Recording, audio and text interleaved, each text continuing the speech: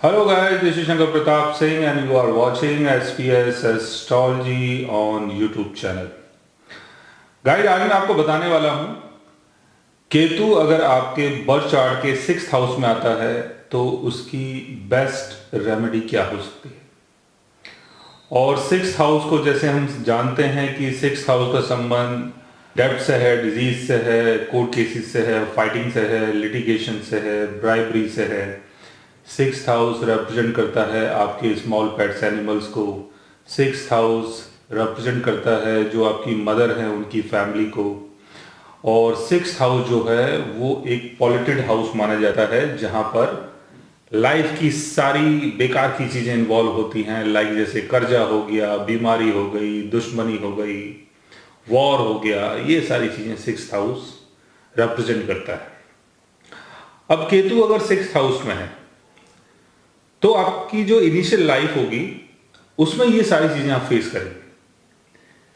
आपको बीमारी की बहुत नॉलेज होगी, दवाइयों की बहुत नॉलेज होगी, कर्जे की बहुत नॉलेज होगी। कर्जे की नॉलेज मतलब कि आपको ये पता है कि अगर किसी से कर्जा अगर लेते हैं तो उसके बाद क्या हाल होता है, और अगर कोई बीमार हो जाता है तो कौन कौन सी दवाइयां लगती हैं। तो इस टाइप की नॉलेज आपको बहुत होगी। 6th हाउस जो है वो डेली के काम को भी रिप्रेजेंट करता है। जो भी हम डेली का काम करते हैं, मार्केट में जाते हैं, लोगों के साथ आर्ग्यूमेंट करते हैं, बहस करते हैं, कंपटीशन करते हैं, बहुत सारी चीजें करते हैं, वो सारी 6th हाउस से देखी जाती है। तो केतु अगर 6th हाउस में है तो इनिशियल लाइफ में आप इन चीजों का एक्सपीरियंस करते हैं, बाद में इन चीजों से आपका सेपरेशन हो जाता है। सेपरेशन की वजह यह है कि राहु आपके 12th हाउस में होगा, तो आपकी लाइफ का जो फ्यूचर है वो 12th हाउस में हो जाता है, यानी 12th हाउस की तरफ आप बढ़ रहे हो। 6th हाउस यानी डेली का लड़ाई झगड़ा, डेली की प्रॉब्लम, डेली की परेशानी, तो इन सब चीजों से आप बोर हो जाते हो और आप चाहते हो कि मैं कहीं ऐसे जोन में चला जाऊं जहां पर एकांत हो, शांति हो, सुकून हो। तो राहु अगर 12th हाउस में है तो 12th हाउस जो है वो बहुत ही आइसोलेटेड प्लेस है। 12th हाउस मतलब एक रिट्रीट सेंटर, योगा सेंटर, या कोई ऐसी जगह जहां पर आप ज्यादा लोगों से नहीं मिल पाते। तो राहु जो है वो आपको 12th हाउस में लेके जाता है, लेकिन एक सर्टेन टाइम के बाद पहले आपको केतु की चीजों को एक्सपीरियंस करना होता है। अब अगर केतु अगर 6th हाउस में होता है तो क्या क्या चीजें हो सकती है उसको जानने की कोशिश करते हैं। 6th हाउस जो है ये है, और केतु अगर यहां पर होगा तो क्या होगा। केतु अगर यहां पर होगा तो इसका एस्पेक्ट 10th हाउस में, कैरियर के घर में, और 2nd हाउस में फैमिली, वैल्यू और वेल्थ के घर में पड़ता है। और 6th हाउस को जैसे मैंने बताया, 6th हाउस यानी डेली का काम, यानी आपकी सर्विस। जब आप किसी को सर्विस देते हैं तो वो 6th हाउस से देखा जाता है। 10th हाउस यानी आपकी पब्लिक विजिबिलिटी, आपका कैरियर, आपका नाम, फेम, सोसाइटी में जो भी आपका सम्मान है वो आपका 10th हाउस है।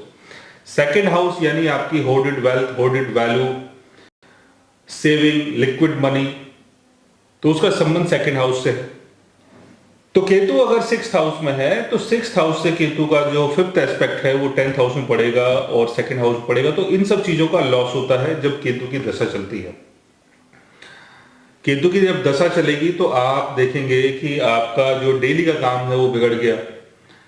आपने अपना काम छोड़ दिया, आप कहीं जॉब करते थे तो जॉब को आपने छोड़ दिया, काम को छोड़ दिया। तो डेली के काम से केतु यहां पर आपको बोर करता है।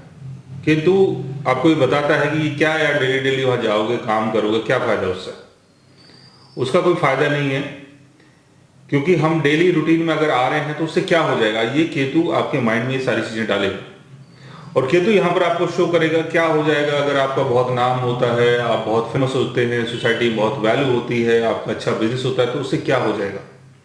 अगर आप सेविंग करते हैं, फैमिली वैल्यू को ऊपर लेके आ रहे हैं, फैमिली वैल्यू को बढ़ाने की कोशिश कर रहे हैं, तो उससे क्या हो जाएगा। ये केतु आपके दिमाग में सारी चीजें डालता है। तो केतु अगर 6th हाउस में, तो केतु की बेस्ट रेमेडी क्या हो सकती है। देखिए, केतु की बेस्ट रेमेडी ऐसी हो सकती है कि जहां पर आप अपने स्वार्थ को पीछे रखें। अगर मन के अंदर कोई स्वार्थ रख के अगर आप कोई रेमेडी कर रहे हैं तो वहां पर रेमेडी काम नहीं करती है, और केतु की तो स्पेशली काम नहीं करती है।